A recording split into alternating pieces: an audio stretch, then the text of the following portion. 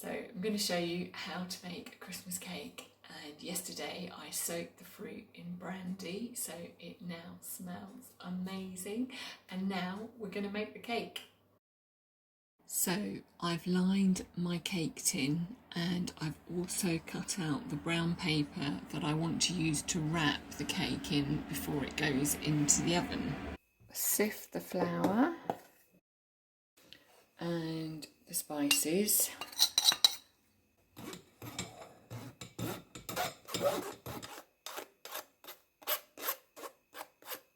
So put this bowl to one side, 4 eggs in a different bowl,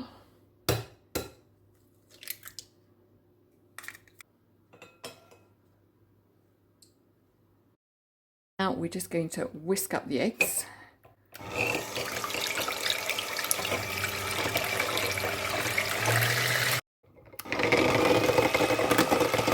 So they're all lovely and fluffy. In your biggest bowl, you want to put the sugar and then add the butter. I just cut it up into the bowl.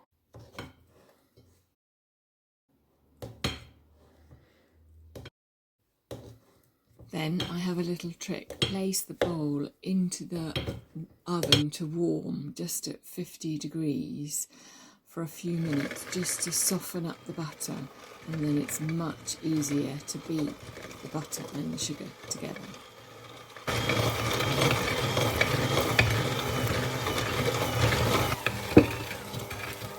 See how it's beginning to come together now?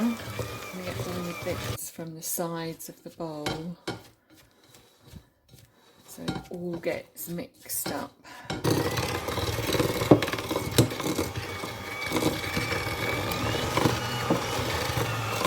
So that is looking pretty good now.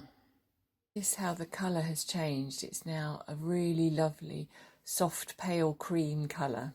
So now we get to add the beaten egg, a tablespoon at a time, into the mixture.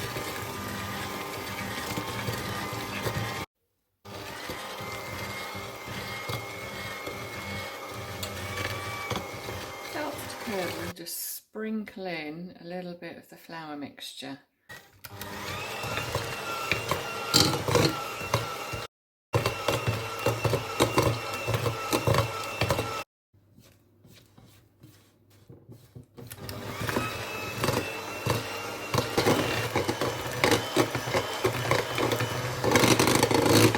Now we're going to fold in the flour and the spices. So take 1 spoon full of the flour mixture, sprinkle it on and fold it in, just gently kind of cutting into the mixture like this with a spatula.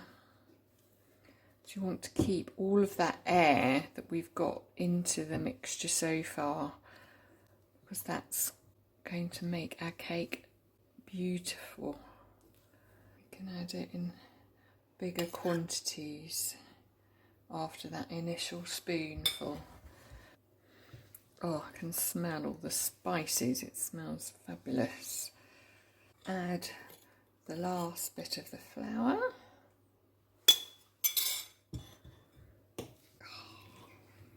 Superb. Now get to add the fruit that's been soaking in that brandy.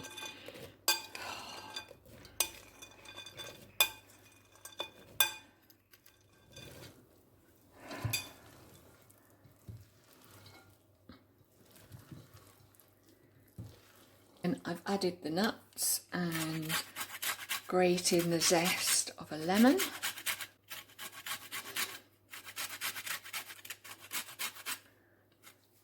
And an orange.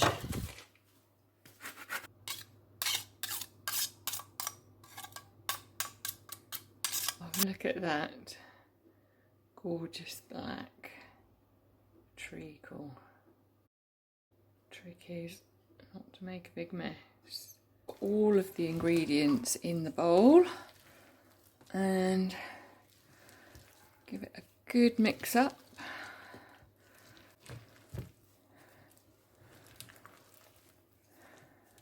and put it in the tin.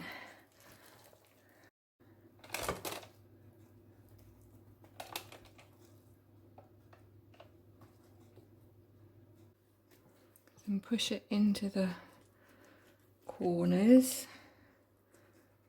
well, the edges. Doesn't have corners.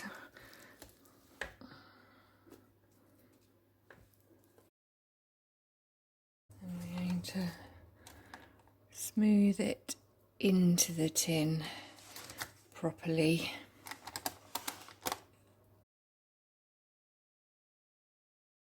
Doesn't that look lovely? I'm going to just put some almonds on the top as a decoration. Start from the outside and work my way in. Just keeping them on the top so you can still see them as the cake bakes. If you push them too far down, they'll disappear into the cake. And if you use blanched almonds, then it's even prettier, but I don't have any of those. I'm going with what I've got.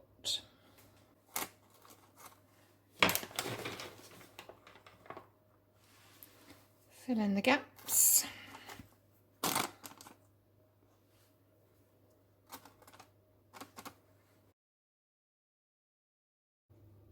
So then we're just going to tuck up the cake. Put that on, the greaseproof, and then the brown paper.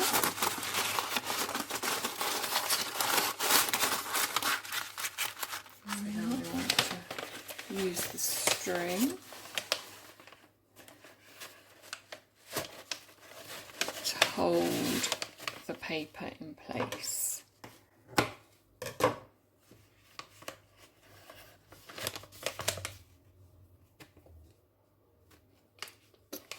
Tricky. Getting it tight. Needed someone's finger to hold it. There we are, that'll be fine. And then there we go, it's ready for the oven. Very excited. Here we are. So the cake is now done. So if you press the top, it will spring back. And you can also tell if your cake is done if you put a knife or a sharp skewer into it, and then the knife or blade comes out clean. It's a bit tricky with a fruit cake because it's got so much fruit in it, it'll get a bit sticky anyway. But there we go. To take off the brown paper and unwrap it and let it cool a little bit in the tin, and then place on a wire rack to cool completely.